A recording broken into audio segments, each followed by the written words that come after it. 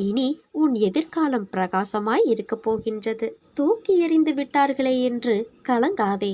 அவர்களுக்கு தெரியாது உன்னை கை தூக்கிவிட நான் உன்னோடு இருக்கிறேன் என்று.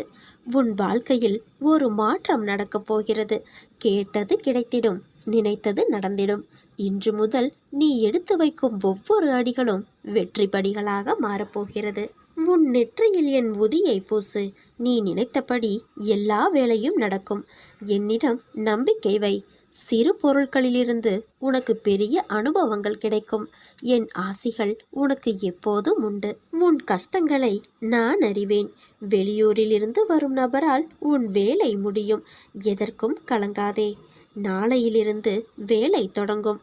8 நாட்களில் அது நிறைவுறும். நீ நம்பிக்கையோடு இரு.